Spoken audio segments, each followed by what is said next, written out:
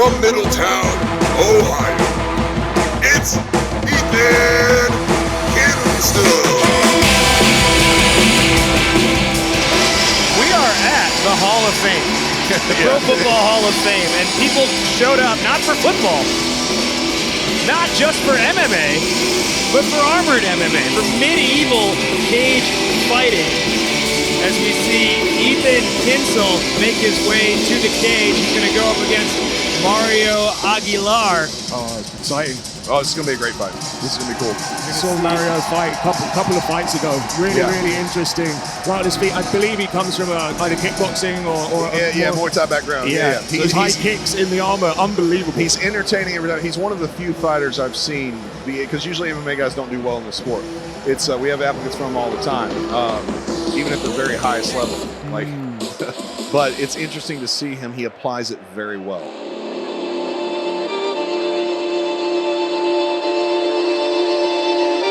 Fighter number 2, from Detroit, Michigan, it's Mario Aguilar. Batista machine gun introduction there by Mario Aguilar, aka the infamous Spider, aka the Ronin down river. And he moves like he's hardly wearing armor. That is just unbelievable. You heard this Ohio crowd. The second they heard he was from Detroit, they let him have it. But nope. Take a look at the tail of the tape here, brought to you by Tennessee Boo Hurts. Middletown, Ohio, Kinstle, the hometown guy, or the home state guy. Aguilar out of Detroit. Aguilar giving up a few inches to Kinstle and a year of experience as well, a few pounds on top of that. But Aguilar, 15 years older in life experience. Fighters to the center of the ring. To reintroduce the fighters, wearing the blue and red Cincinnati Barbarian tabard, it's Ethan Kinstle.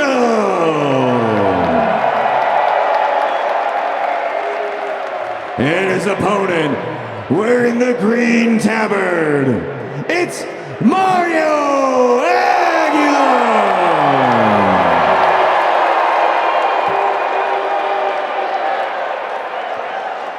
Fighters have agreed to 3 one-minute rounds. If you're taken to the ground, you'll be stood up after 2 seconds. If your cleanse is inactive for longer than 4 seconds, you will be separated. No illegal strikes. Obey the referee at all times and defend yourselves at all times. Fighters, do you agree to these terms? Then touch tips and back to your corner. Fighter number 1, are you ready?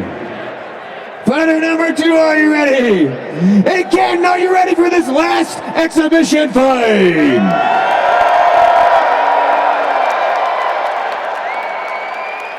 Then start fight.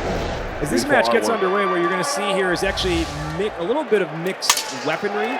So you have both using swords, but different kinds of shields. Yep. And then Mario said he may actually switch to different weapons as the rounds go on. Yep. And what you're seeing right now, Mario sees his opponent's game, and he's going to get those points by chopping that leg down with that sword. He did a great job recognizing that and trying to get that takedown on Mario. Mario's experience. See that taking the but there's that experience for Mario that in the MMA background. Headbutts. And he's in his guard, but it doesn't matter in armor really. So Eden's did a great job of keeping him stalemated and not letting him get too many points. Mario was excited to show off. He had this custom-made Vado Mori glaive made of trusty steel. He said, I'm super eager to show this off. Now he's got the feather gone. One of them is on the ground there. Good trades, both good use of their shields.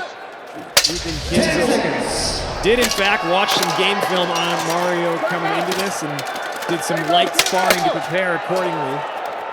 I am very impressed with Ethan. All the people I've seen fight Mario have done well, but he's pretty kind of dominated. Ethan's done a great job of, he's either done his research or he's trained really hard at both. And he's also coming into this having just fought in a tournament. So, fresh on one hand, but also potentially fatigue on another. Right. So you see some of the action here from Mario being able to just bring the attack to Ethan out of the gate. You're going to see that takedown attempt.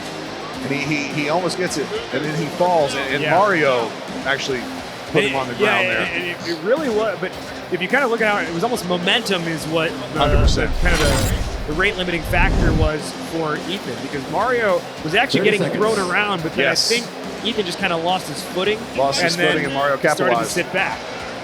He's moving very relaxed and using that little bit of height difference as well. You can see to lean into it a little bit, which is helping him with that control. 10 seconds. And one thing you're seeing too versus some of the previous fights, Kinstle 170 pounds, Mario is 155 pounds. I was like, dang, boy, he's been eating. 155 pounds rather, and that just sort of naturally creates a little bit more. Round number 2. Weight is weight. 250-pound guys. Fighter number 1, are you ready?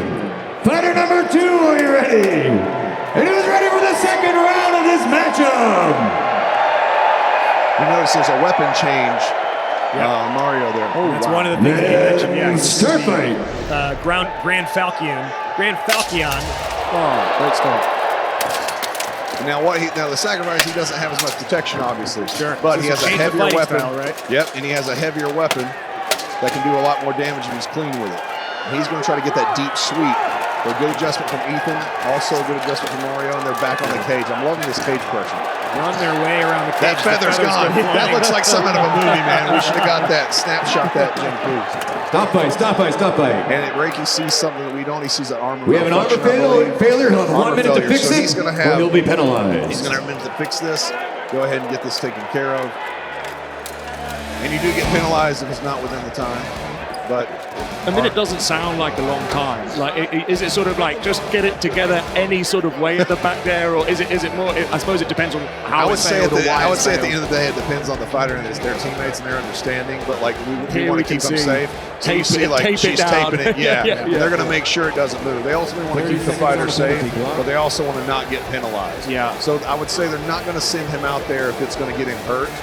But it does, and it's going to be looked at by the ref as well, and he has to approve it. Sign it off, as it were. They're going to assume the position they were closest to in, which is something you see in sports when the fights abruptly stop. Make sure 30 seconds. There's that ginormous knee for him. He's just that tie clinch. He's trying to get that Muay Thai clinch right there. He's got to be careful not to be. He gets that takedown. He gets that takedown. You see him getting those points. And now the headbutts. Headbutts. Use your arms, use your head. Headbutts. If he gets his arm traps, I love that Mario switches to that. And Ethan there, just in the last maybe 1 or 2 seconds, is able to bring his shield in to create a little bit of distance there. It's almost like you wanted to see that a little bit earlier. Mario had that down low. It's very tough to do anything in that position. That's where you see that MMA experience where it does help a little bit. He's used to that scramble. So that sort of spin there, does that have a specific technique? He was winding up to see if he could land a humongous spinning strike. It's kind of like a spinning back kick. He would have gotten a lot of momentum off that sword, but he realized it wasn't going to land, so he pulled it. That's one for the highlight reel. Yeah. A lot of action there in that second round. Here's that scramble we're going to see. And then watch this scramble, how smart it is. Cage, he gets low. He realizes he could be in trouble. He goes for Ethan. Ethan's not giving, getting short shots. Then we have that armor malfunction. They resume. Afterwards. Same concept. He starts obliterating these knees, getting that tie clinch, controlling the neck. Ethan's going to adjust, and then he hooks that leg right as he feels him move to his right. And there's that armor failure window is probably about 30 seconds. But what's happening during that time is his team is patching up his armor. He's thinking about what can I do next, to get out? Right? And you saw right as soon as they resume, he switches to the lower body attack. It's like being in a school. It reminds me of being in a school chess club in middle school, and you'd be playing a game, and it'd be time to leave, and you'd have to leave the pieces where they were. I was like, I don't want to lose. I gotta mentally image this. This is before phones. I'm that old. Yeah. It's before phones. Go talk to my dad and find out how to beat somebody. Fighter number 1, are you ready? Fighter number 2, are you ready? And Ken, who's ready for the final round?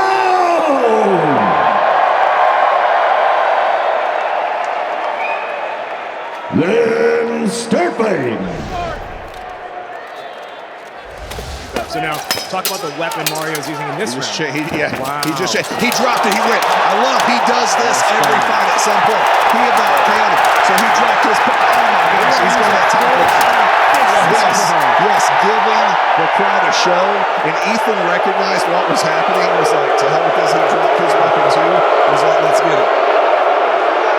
And there, you are allowed to do that. People forget you can do that mid-fight. Drop and just start brawling. Overhand strike there with that. So again, talk about this new sword that he's using. This sword, kind of similar to the last one. It's going to deliver a little. If you see how the blade is cut. Yeah. So you hear that? That's what it does. You can hear that. That's what it does. Yes. If that connects, it's heavier. It's harder to swing, but if it connects, it hurts. I mean, Kinstle's ears have got to be ringing until tomorrow. 100%. We heard that with our headsets on. And Ethan's doing a good job. He's going to try to. He doesn't want that to happen again. He's going to get this cage pressure. And they're just trading blows to the 10 inside seconds, leg right fighters. now. Let's go. Short shots to the liver right there. Not going to hurt terribly much, but does add up. Stop fight. There's a disarm. There's a disarm at the very end. Reset him. We're going to give back 3 seconds. So they'll just they'll get the weapon back, reset their position, and then finish the fight. I think he did that to be funny. I think he's smiling at that one. You hear that? That came right down his shoulder. That doesn't look like it's too brutal. It's one of those things. Tomorrow he's going to take that. He'll take his arm off and have a finish tomorrow. That was a long 3 seconds. Yeah, it seems forever. All right, so here's some of that heavy-hitting action we saw here in the third round. There you see, he just drops the sword, and he goes right after him. Even able, with both hands free, he even kind of grabbed the cage there to use as his leverage and use his lower body to pull into his fighter. And at that point, when you drop the weapon, is there a certain amount of time that you're allowed to go on fighting without that? Was it 10 seconds before you're like... If you drop it, yeah, they give him about 10 seconds, and then they're back at it. Yeah, I honestly wish they would let him go, like just go. But then it would just be a boxing match, and that's why. Yeah. All right, let's send it to Mickey Gallus for the final decision here of this action-packed Fighters to the center. After 3 rounds, the winner of your final exhibition fight of the evening is Mario Aguilar! The infamous Spider Aguilar, a.k.a. the Ronin downriver, sends his opponent downriver back to Middletown, Ohio. Let's take it up to Gavin for the post-fight interview. Mario. My man. All right. Guys, I don't know about y'all. That was a hell of a fight, yeah? Yeah, that was beautiful. All right, brother. So those of you who don't know, Mario comes from an MMA, Muay Thai, kickboxing background. Normally, that does not transition well into this sport. This sport uses a lot more judo, a lot more throws.